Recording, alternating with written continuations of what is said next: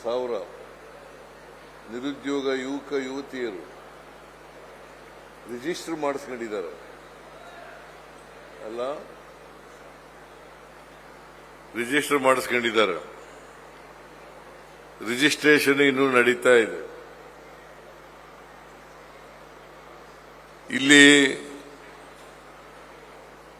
ಉದ್ಯಮಿಗಳು ಭಾಗವಹಿಸಿದ್ದಾರೆ, ಉದ್ಯೋಗ ಪಡ್ಕೊಳ್ತಕ್ಕಂಥವರು ಕೂಡ ಭಾಗವಹಿಸಿದ್ದಾರೆ. ನಿರುದ್ಯೋಗಿ ಯುವಕರು ಯುವತಿಯರು ಅವರೆಲ್ಲರಿಗೂ ಕೂಡ ನಾವು ಉದ್ಯೋಗ ಕೊಡಲಿಕ್ಕೆ ಪ್ರಯತ್ನವನ್ನು ಮಾಡ್ತೇವೆ ಅಂತಕ್ಕಂಥ ಮಾತುಗಳನ್ನು ಹೇಳಲಿಕ್ಕೆ ಬಯಸ್ತಾ ಇದ್ದೇನೆ. ಕಳೆದ 2.5 ವರ್ಷಗಳಲ್ಲಿ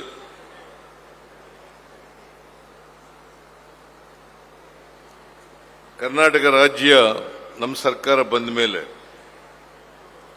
ಅನೇಕ ಉದ್ಯೋಗ ಮೇಳಗಳನ್ನು ಮಾಡಿದ್ದೀವಿ. 58,892 ವಿದ್ಯಾರ್ಥಿಗಳು ಅಭ್ಯರ್ಥಿಗಳು ಈ ಉದ್ಯೋಗ ಮೇಳಗಳಲ್ಲಿ ಭಾಗವಹಿಸಿದ್ದಾರೆ. 58,892.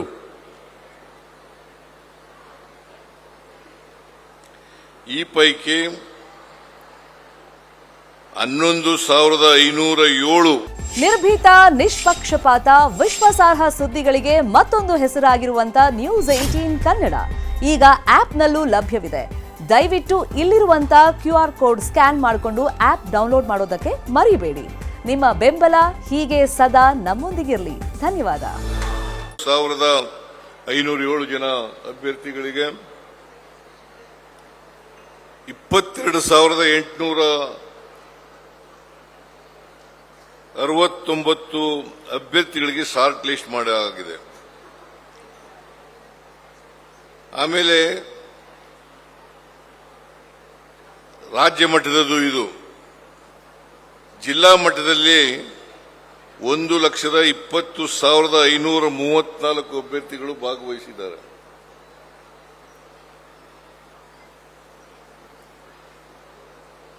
,24,391 ಅಭ್ಯರ್ಥಿಗಳಿಗೆ ನೇಮಕ ಪತ್ರಗಳನ್ನು ನೀಡಿ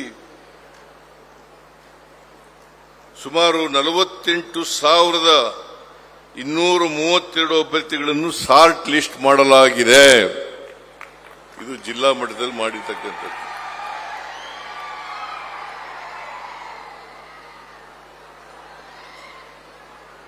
ಆಮೇಲೆ ನಮ್ಮ ಸರ್ಕಾರ, ಹಿಂದಿನ ಸರ್ಕಾರ ಇದ್ದಾಗ 5 ವರ್ಷಗಳ ಕಾಲ ಉದ್ಯೋಗವನ್ನು ಯಾರಿಗೂ ಕೊಡಲಿಲ್ಲ. ನಾವು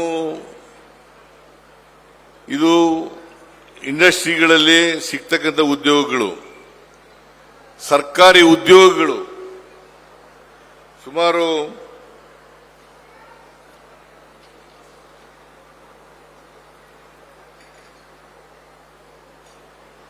ಖಾಲಿ ಹುದ್ದೆಗಳನ್ನು ಭರ್ತಿ ಮಾಡಲಿಕ್ಕೋಸ್ಕರ ನಮ್ಮ ಸರ್ಕಾರ ಇಲ್ಲಿವರೆಗೆ 28,000ಕ್ಕೂ ಹೆಚ್ಚು ಸಂಖ್ಯೆಯ ಹುದ್ದೆಗಳನ್ನು ಈಗಾಗಲೇ ಭರ್ತಿ ಮಾಡಲಾಗಿದೆ.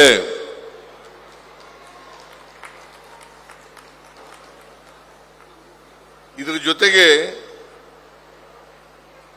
35,000 ಹುದ್ದೆಗಳಿಗೆ ಅನುಮೋದನೆ ನೀಡಲಾಗಿದೆ. ನಾನು ಇದನ್ನೆಲ್ಲ ಯಾಕೆ ಹೇಳ್ತಾ ಇದ್ದೀನಿ ಅಂತಂದ್ರೆ,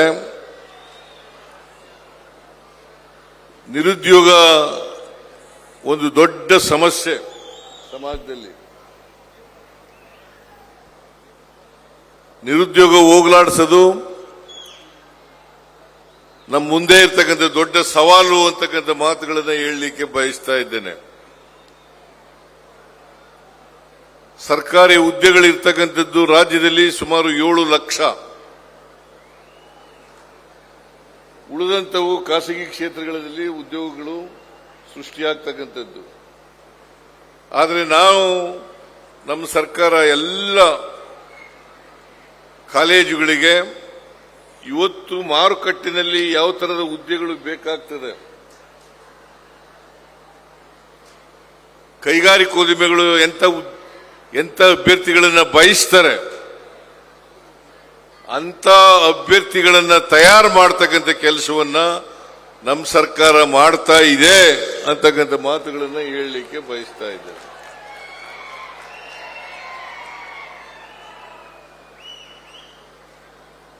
ಅದಕ್ಕೋಸ್ಕರ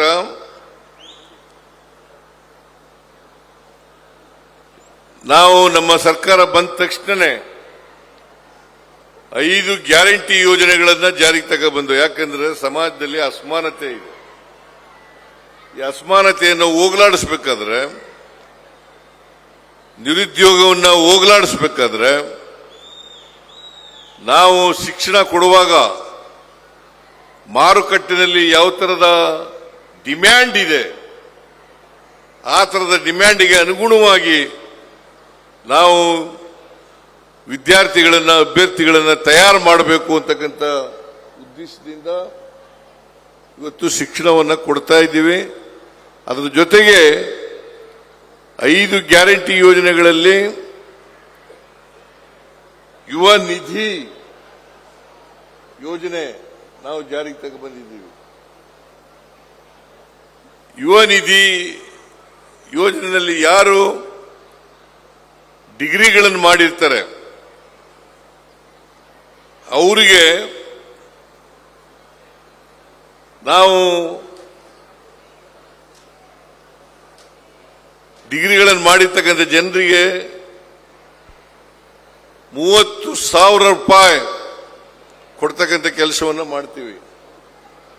ಅದ್ರ ಜೊತೆಗೆ ಡಿಪ್ಲೊಮಾ ಹೋಲ್ಡರ್ಸ್ಗೆ 15,000 ರೂಪಾಯಿಗಳನ್ನು ಕೊಡ್ತಾ ಇದ್ದೀವಿ. ಇದು 2 ವರ್ಷದವರೆಗೆ. ನಾನು ಶರಣ್ ಜೊತೆ ಮಾತಾಡ್ತಾ ಇದ್ದೆ. ಬಹಳ ಜನ ಕೌಶಲ್ಯ ಅಭಿವೃದ್ಧಿ ತರಬೇತಿಗೆ ಡಿಗ್ರಿ ಓದ್ದವರು, ಡಿಪ್ಲೊಮಾ ಓದ್ದವರು ಬರ್ತಾ ಇಲ್ಲ ಅಂತಕ್ಕಂಥ ಮಾತುಗಳನ್ನ ಹೇಳ್ತಾ ಇದ್ರು.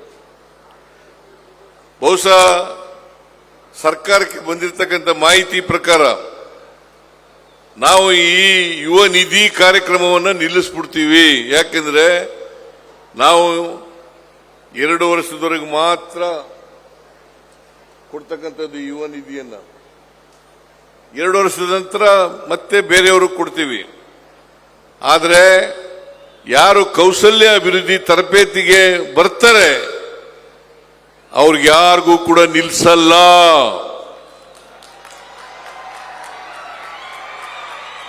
ಮತ್ತೊಮ್ಮೆ ಸ್ಪಷ್ಟಪಡಿಸಲಿಕ್ಕೆ ಬಯಸ್ತಾ ಇದ್ದೇನೆ. ಏನಾದ್ರು ನಿಮಗೆ ತಪ್ಪು ಮಾಹಿತಿ ಇದ್ರೆ, ತಪ್ಪು ತಿಳುವಳಿಕೆ ಇದ್ರೆ ಕೌಶಲ್ಯ ತರಬೇತಿಗೆ ಹೋದ್ರೆ ನಮಗೆ ಯುವ ನಿಧಿನಲ್ಲಿ ಬರ್ತಕ್ಕಂಥ ಅನುದಾನ ನಿಂತೋಗ್ತದೆ. ಅದು ಸುಳ್ಳು.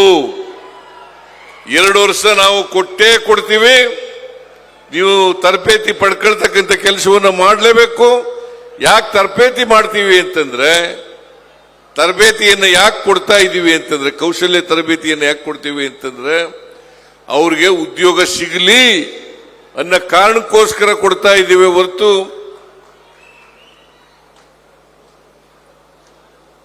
ಬೇರೆ ಯಾವುದೇ ದೃಷ್ಟಿಯಿಂದಲ್ಲ. ಇಷ್ಟು ಮಾತ್ರ ಬಹಳ ಸ್ಪಷ್ಟವಾಗಿ ನಾನು ಈ ರಾಜ್ಯದ ಮುಖ್ಯಮಂತ್ರಿಯಾಗಿ ಹೇಳ್ತೀನಿ. ಬಹುಶಃ ಶರಣ್ ಪ್ರಕಾಶ್ ಕೂಡ ಹೇಳಿರಬೇಕು ಇದನ್ನ.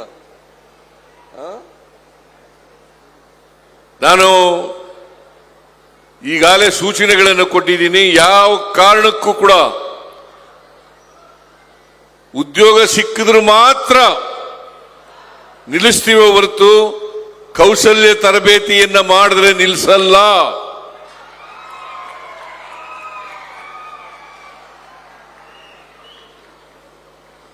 ಆದ್ರಿಂದ ನೀವು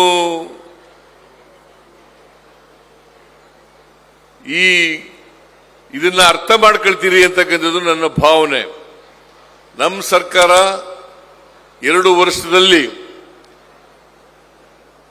ಯುವ ನಿಧಿಯನ್ನೂ ಕೊಡ್ತೀವಿ, ತರಬೇತಿಯನ್ನೂ ಕೊಡುತ್ತೇವೆ.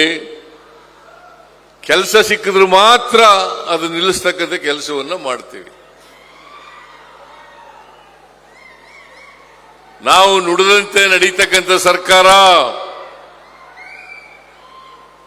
ಏನ್ ಹೇಳ್ತೀವಿ ಅದನ್ನ ಮಾಡೇ ತೀರ್ತೀವಿ.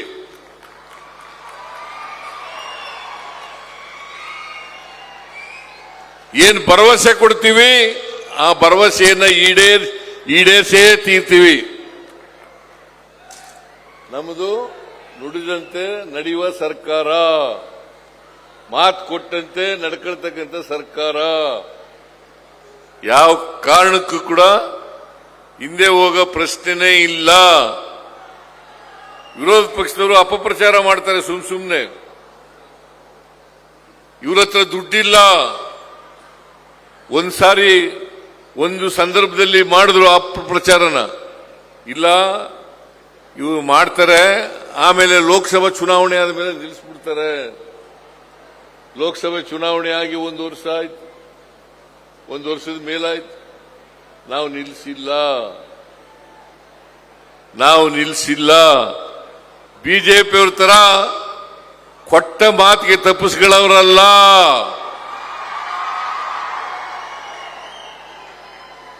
ನರೇಂದ್ರ ಮೋದಿಯವರು ಹೇಳಿದ್ರು, ನಮ್ಮ ದೇಶದಲ್ಲಿ ನಿರುದ್ಯೋಗದ ಸಮಸ್ಯೆ ಇದೆ, ವರ್ಷಕ್ಕೆ 2 ಕೋಟಿ ಹುದ್ದೆಗಳನ್ನು ಕೊಡ್ತೇನೆ, 2 ಕೋಟಿ ಹುದ್ದೆಗಳನ್ನ ಸೃಷ್ಟಿ ಮಾಡ್ತೇನೆ, ನಿರುದ್ಯೋಗಿಗಳಿಗೆ ಕೊಡ್ತೇನೆ ಅಂತ ಹೇಳಿದ್ರು. ಇವತ್ತಿನವರೆಗೆ ಅದನ್ನ ಜಾರಿ ಮಾಡತಕ್ಕಂಥ ಪ್ರಯತ್ನವನ್ನ ಮಾಡಲಿಲ್ಲ. ಈಗ 11ನೇ ವರ್ಷ, ಇದು 11ನೇ ವರ್ಷ ನರೇಂದ್ರ ಮೋದಿ ಅವರು ಪ್ರಧಾನಮಂತ್ರಿಯಾಗಿ. 11 ವರ್ಷದಲ್ಲಿ 20 ಕೋಟಿಗೂ ಹೆಚ್ಚು ನಿರುದ್ಯೋಗಿಗಳಿಗೆ ಉದ್ಯೋಗವನ್ನು ಕೊಡಬೇಕಾಗಿತ್ತು, ಕೊಡಲಿಲ್ಲ. ಆದ್ರಿಂದ ನೀವು ಈ ಸುಳ್ಳು ಹೇಳ್ತಕ್ಕಂಥ ಬಿಜೆಪಿಯವ್ರ ಮಾತುಗಳನ್ನು ಕೇಳ್ಬಿಡಿ. ನಾವು ನುಡಿದಂತೆ ನಡೀತೀವಿ, ಕೊಟ್ಟ ಮಾತಿನಂತೆ ನಡ್ಕತ್ತೀವಿ ಅಂತಕ್ಕಂಥ ಮಾತುಗಳನ್ನು ಹೇಳಿ ಇವತ್ತು ಯಾರ್ಯಾರು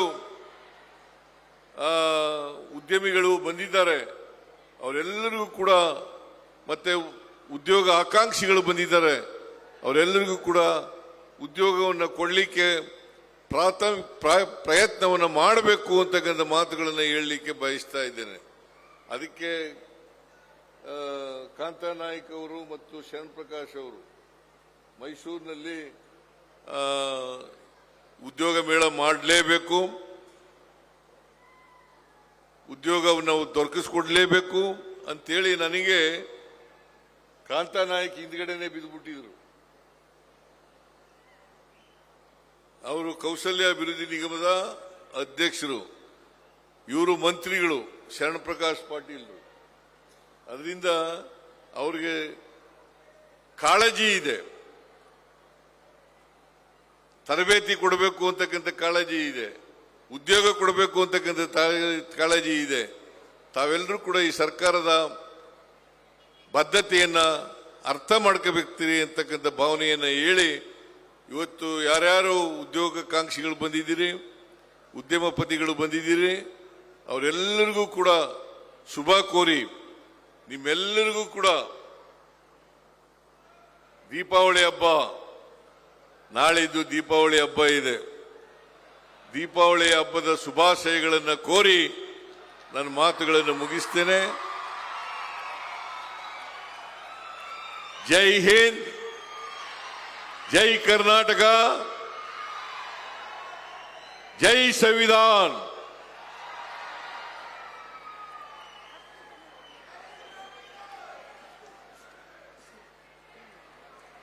ನುಡಿದಂತೆ ನಿರ್ಭೀತ, ನಿಷ್ಪಕ್ಷಪಾತ, ವಿಶ್ವಾಸಾರ್ಹ ಸುದ್ದಿಗಳಿಗೆ ಮತ್ತೊಂದು ಹೆಸರಾಗಿರುವಂತ ನ್ಯೂಸ್ 18 ಕನ್ನಡ ಈಗ ಆಪ್ನಲ್ಲೂ ಲಭ್ಯವಿದೆ.